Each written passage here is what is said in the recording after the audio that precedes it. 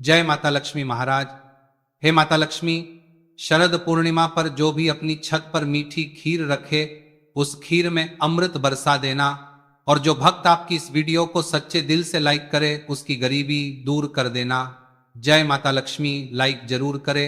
देखिए, इस बार शरद पूर्णिमा है 6 अक्टूबर को, और नारद पुराण के अनुसार इस पूर्णिमा तिथि पर रात में मां लक्ष्मी अपने हाथों में वर और अभय लेकर के घूमती है, जो भी उन्हें जागते हुए दिखाई देते हैं।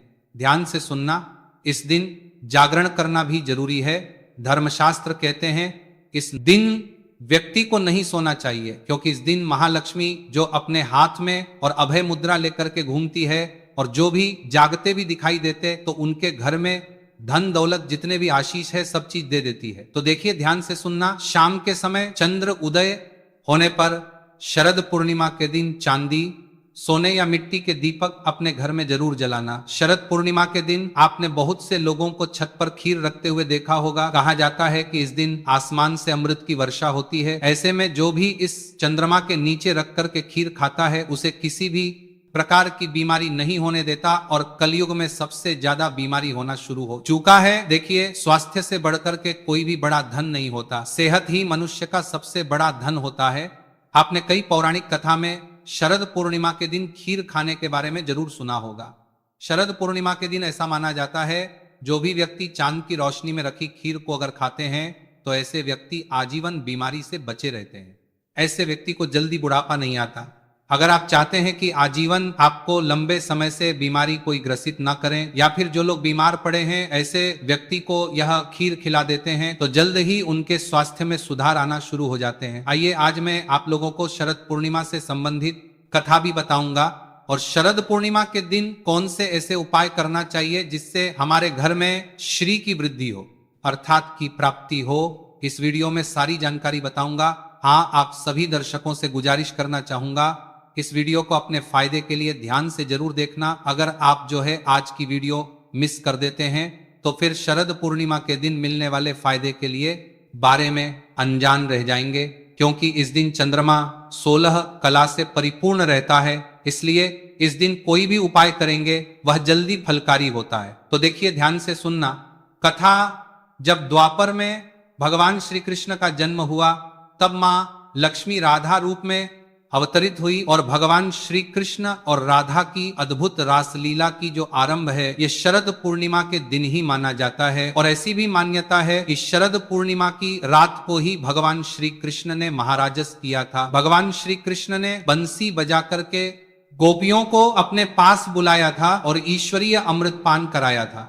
श्री कृष्ण ने इस दिन ऐसा महाराज था कि चंद्रमा भी कान्हा और गोपी के नृत्य देख करके मोहित हो गया था, और कई दिनों तक इस रात की सुबह ही नहीं हुई। अर्थात जो है ये शरद पूर्णिमा की रात्रि है, ये लंबे समय तक द्वापर युग में चली थी। तो देखिए, शरद पूर्णिमा पर जो स्नान दान के साथ रात में चंद्रमा की पूजा करता है उनके जीवन में कई प्रकार की जो बाधा होती है वह दूर हो जाती है। और एक खास कथा में भी ये जानकारी मिलती है शिव भक्तों के लिए कि शरद पूर्णिमा के विषय महत्व में भगवान शंकर जो है शरद पूर्णिमा के दिन, इस दिन इनका जन्म हुआ था, अर्थात भगवान शरद पूर्णिमा के दिन ही प्रकट हुए थे।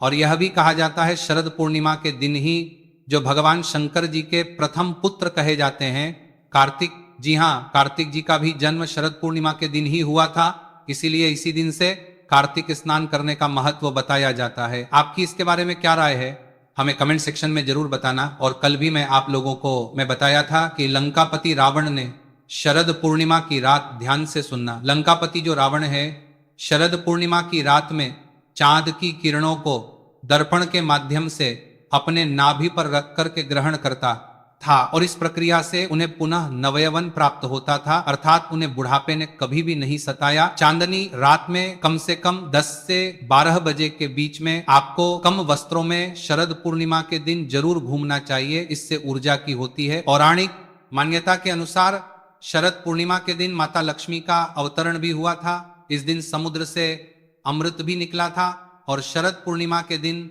माता लक्ष्मी उल्लू पर सवार होकर के प्रत्येक मनुष्य के द्वार पर आती है। इसीलिए इस दिन कभी भी आप अपने घर का जो द्वार है, मुख्य द्वार का जो दरवाजा है, मुख्य द्वार के जो कपाट होते हैं, इसे जो है बंद नहीं करना चाहिए, बिल्कुल ही इसे खुले रखना चाहिए। शरद पूर्णिमा के दिन 3 योग बन रहे हैं, ध्रुव योग बन रहे हैं, इसके साथ उत्तरा भाद्र और रेवती नक्षत्र बन रहे हैं, तो 3 जबरदस्त दुर्लभ योग बन रहे हैं, संयोग बन रहे हैं। तो शरद पूर्णिमा के दिन अगर कोई भी उपाय करते हैं, कोई भी टोने टोटके करते हैं, ये तत्काल रिजल्ट देते हैं, चाहे आपकी गरीबी मिटाने में हो, चाहे आपकी कंगाली मिटाने में हो। आइए इस वीडियो में जानते हैं पूर्णिमा के दिन किए जाने वाले उपाय। वीडियो में आगे बढ़ने से पहले, जानकारी बताने से पहले सभी दर्शकों से निवेदन करना चाहूंगा, वीडियो में आगे बढ़ने से पहले अभी तक कमेंट बॉक्स में जय माता लक्ष्मी नहीं लिखा है तो जय माता लक्ष्मी जरूर लिख देना, क्योंकि इस दिन माँ लक्ष्मी अर्थात श्री समुद्र मंथन से उत्पन्न हुई थी और माँ लक्ष्मी की जो लोग विशेष रूप से कृपा प्राप्त करना चाहते हैं तो इस दिन जरूर उपाय करना। ये आपकी फूटी किस्मत के ताले खोलेंगे, बंद किस्मत के ताले खोलेंगे। कैसा भी आपका दुर्भाग्य हो, दुर्भाग्य को दूर करके सौभाग्य में बदल देंगे। 7 से 8 टोटके बताऊंगा, जो टोटका आपको अच्छा लगे वह टोटका करना। टोटके का मतलब है कि वह सरल आसान क्रिया जो कि कम समय में आपको अच्छे फायदे दें। बहुत से लोग टोटके को गलत दृष्टि से देखते हैं। टोटके हम उसे बोल सकते हैं जो कि कम समय में आपको अच्छे परिणाम दे, अच्छे फल दे। तो आपको करना क्या है, चंद्र उदय के बाद गंगा जल को चांद की रोशनी में रखना है।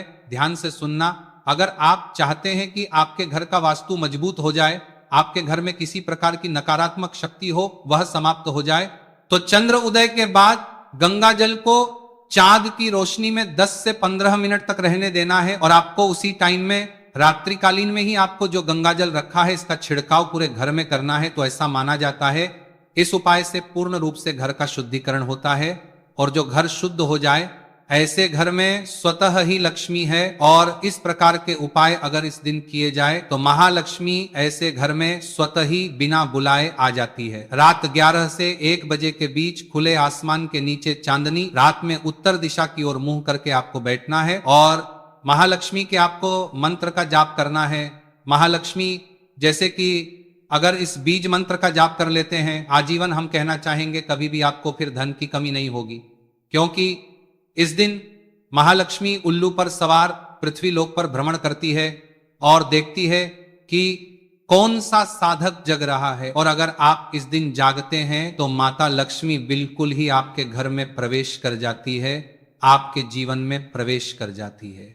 और ऐसा माना जाता है शरद पूर्णिमा की रात्रि को अगर कोई भी व्यक्ति चांद को निहारते हुए लंबे समय तक चांद को बिल्कुल ही एकटक देखता है, अर्थात अपनी पलक भी नहीं झपका, तो ऐसे व्यक्ति की जो दृष्टि होती है, जो देखने क्षमता होती है, ये गिद्ध जैसी बढ़ जाती है। जिनको रोशनी की परेशानी हो, अर्थात दूर की वस्तु दिखाई नहीं देती, या फिर ऐसे बहुत से लोग हो जाते हैं ना जो बोलते हैं गुरुजी हमारी आंखों में कमजोरी है। तो ये उपाय करने से, क्योंकि इस दिन 16 कला से परिपूर्ण हो रहे हैं, चंद्रमा तो बिल्कुल ही आपकी रोशनी भी बढ़ती है। शरद पूर्णिमा से लेकर के कार्तिक पूर्णिमा तक अगर कोई भी व्यक्ति प्रतिदिन शाम के समय में तुलसी के नीचे या फिर खुले आसमान के नीचे जलाता है तो दुहक और दरिद्रता का नाश होता है, ऐसा हमारे पुराणों में लिखा है। शरद पूर्णिमा पर मां लक्ष्मी की विशेष रूप से आपको पूजा अर्चना जरूर करनी चाहिए।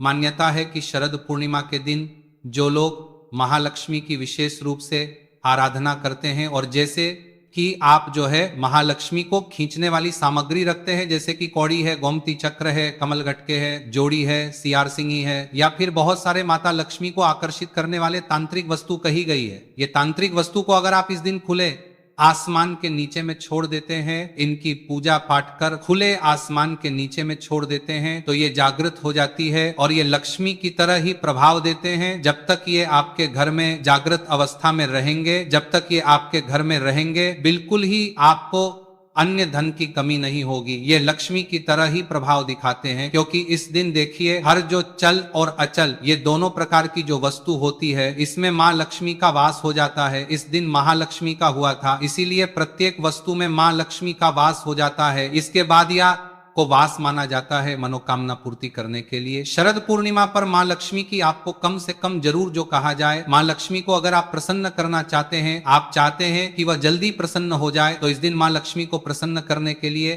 गुलाब के फूल जरूर एकत्रित करके रखें। हाँ जी हाँ, बिल्कुल ही आपको रात्रिकालीन 12 बजे के बाद माता लक्ष्मी की प्रतिमा है या फिर माता का जो फोटो है उनके सामने में कम से कम आपको 8, बिल्कुल ही 8 आपको गुलाब के पुष्प, लाल कलर के गुलाब के पुष्प समर्पित कर देना। इस उपाय से बड़ी मनोकामना की पूर्ति होती है। कमल से भी ज्यादा माँ लक्ष्मी प्रसन्न गुलाब के से होती है। जिस घर में अगर इस दिन गुलाब का इत्र छिड़का जाए, कमल की पुष्प, अगर कमल के पुष्प चढ़ाए जाए, या फिर अगर इस दिन गुलाब का इत्र छिड़का जाए, या फिर अगर इस दिन गुलाब का इत्र छिड़का जाए, ये गुलाब की पुष्प चढ़ाए जाए, या फिर अगर इस इत्र छिड़कने के बाद लाल कलर के 8 गुलाब अगर माँ लक्ष्मी को चढ़ाते हैं, तो ऐसे घर में सभी प्रकार की महालक्ष्मी स्वतः ही मनोकामना की पूर्ति कर देती है और सभी प्रकार के श्री प्रदान करती है, अर्थात धन प्रदान करती है।